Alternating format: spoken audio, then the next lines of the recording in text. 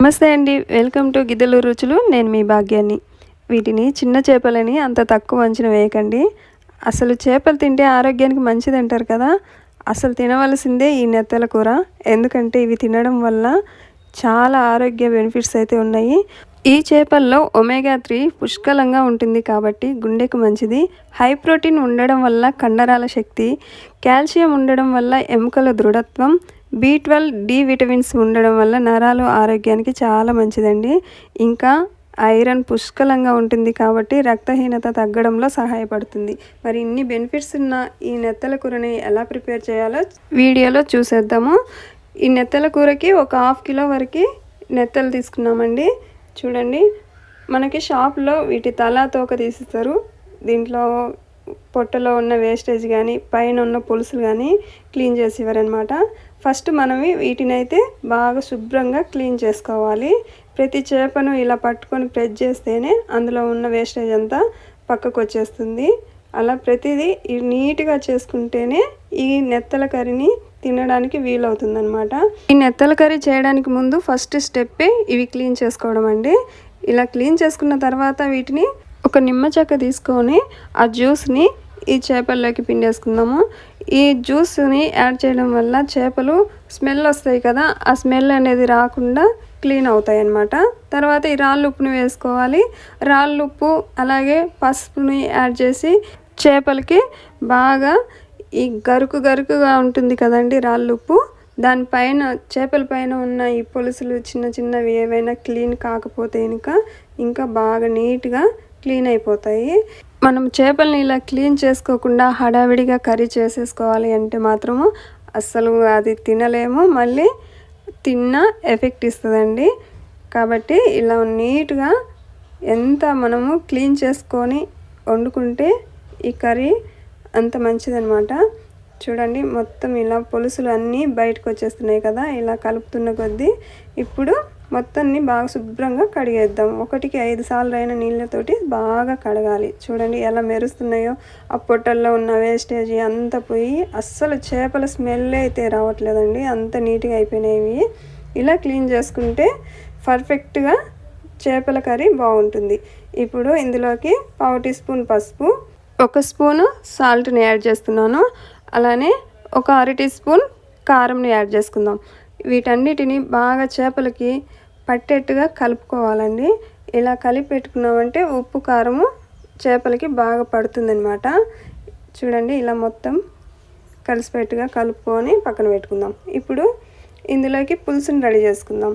నేను ముందుగానే ఒక పెద్ద నిమ్మకాయ సైజు అంతా చింతపండునైతే నానబెట్టుకున్నానండి. అందులోకి ఒక చిన్న టొమాటోని వేస్తున్నాను. టొమాటోని వేసుకోకపోయినా ఏం పర్వాలేదు, వేసుకుంటే ఇంకొంచెం టేస్ట్ అనేది బాగుంటుంది అనమాట. ఇదంతటిని బాగా పిసికి అందులో ఉన్న పిప్పినంతా తీసేయాలి. ఇప్పుడు స్టవ్ పైన కడాయి పెట్టి 2 టేబుల్ స్పూన్ల ఆయిల్ వేసుకొని అందులోకి దాల్చిన చెక్క, లవంగం వేసుకుందాం. 2 కట్ చేసి పెట్టుకుని ఉన్న ఆనియన్స్ని అందులోకి వేసుకొని తర్వాత బ్రౌన్ కలర్ వచ్చే వరకు వాటిని వేయించుకున్నాక ఇలా అల్లం పేస్ట్ని 1 టేబుల్ స్పూన్ వరకు వేసుకుందాం. ఇదంతా బాగా పచ్చి వాసన పోయే వరకు ఇలా ఫ్రై చేసుకోవాలి. చూడండి, ఇలా బ్రౌన్ కలర్ వచ్చేసింది కదా. అందులోకి 1 పచ్చిమిర్చి, 2 కరివేపాకు రెమ్మలను ఇలా యాడ్ చేసుకొని ఇప్పుడు మనం ప్రిపేర్ చేసి పెట్టుకొని ఉన్న ఈ పులుసుని అయితే ఇందులో వేసుకుందామండి. ఈ పులుసుని అంతటిని వేసుకున్న తర్వాత గరిటెతోటి ఒకసారి బాగా కలుపుకోవాలి. పులుసు అనేది ఇంకాస్త ఎక్కువ కావాలనుకునేవారు ఇప్పుడే వాటర్ని యాడ్ చేసుకోవచ్చు.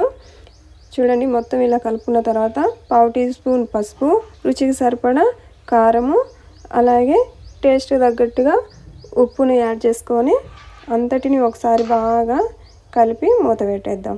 గ్యాస్ని హై ఫ్లేమ్లో పెట్టి లేదా మీడియం ఫ్లేమ్లో పెట్టి ఈ పులుసుని బాగా మరిగించుకోవాలండి. ఇప్పుడే మరిగితేనే చేపల పులుసు అనేది పర్ఫెక్ట్గా వస్తుందన్నమాట. చూడండి, ఇలా మరిగిన తర్వాత ఇందులోకి ఒక 1/2 టీ స్పూన్ ఆవాల పొడి, అలానే 1 చిటికెడు మెంతుల పొడి, అలానే 2 స్పూన్ల వరకు ధనియాల పొడిని వేసుకొని అంతటిని బాగా కలపాలి.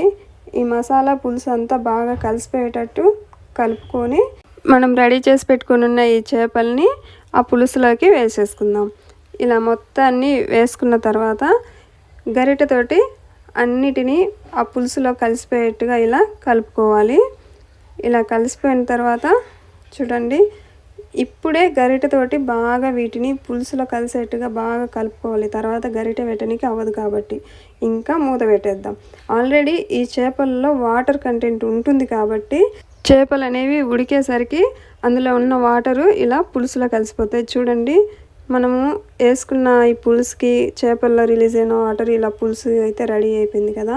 ఇంకొక విషయం ఏంటంటే, ఈ చేపలు ఉడికేటప్పుడు గ్యాస్ని సిమ్లో కానీ మీడియం ఫ్లేమ్లో కానీ పెట్టొద్దండి. హై ఫ్లేమ్లో పెట్టి సుమారు 10 మినిట్స్ వరకు ఉడికించారు అంటే పర్ఫెక్ట్గా రెడీ అయిపోతుందన్నమాట ఈ చేపల పులుసు. ఎప్పుడైనా ఈ చేపల పులుసు ఉడికేటప్పుడు ఒక 2 మినిట్స్ ఒకసారి ఇలా కడాయి పట్టుకొని ఇలా తిప్పుకుంటూ పెట్టుకోవాలి. పర్ఫెక్ట్గా పులుసు అయితే రెడీ అయిపోయింది. చూడండి, ఆయిల్ పైనకి రిలీజ్ అయిపోయింది. ఇంకా ఫైనల్గా కొత్తిమీరని గార్నిష్ చేసి ఒకసారి కడాయిని అలా తిప్పి మళ్ళీ స్టవ్ పైన అలా పెట్టేసి స్టవ్ బంద్ చేసుకుందాము. ఇంతే అండి, చాలా సింపుల్ అంటే సింపుల్గా ఎంతో హెల్తీగా ఆరోగ్యానికి మేలు చేసే ఈ నెత్తల పులుసు అయితే రెడీ అయిపోయిందండి. ఈ నెత్తల పులుసుని సొద్ద రొట్టె కాంబినేషన్ లేదా జొన్న రొట్టె, రాగి సంగటి ఇలా ఏ కాంబినేషన్లో అయినా చాలా బాగుంటుందండి. ఇక నెత్తల కర్రీ చేయడం రాదు అని బెంగే లేకుండా ఈ ప్రాసెస్లో అయితే చేసుకోండి, చాలా బాగుంది టేస్ట్. మీకు ఈ వీడియో నచ్చినట్లయితే ఒక లైక్ చేసి ఫ్రెండ్స్ అండ్ ఫ్యామిలీకి షేర్ చేయండి. అలాగే మన ఛానల్ ఎవరైనా సబ్స్క్రైబ్ చేసుకోకపోతే ప్లీజ్ సబ్స్క్రైబ్ చేసుకొని బెల్ ఐకాన్ మీద టిక్ చేయండి. మరో రుచికరమైన హెల్తీ రెసిపీతో మళ్ళీ కలుద్దాం. అంతవరకు సెలవు, నమస్తే.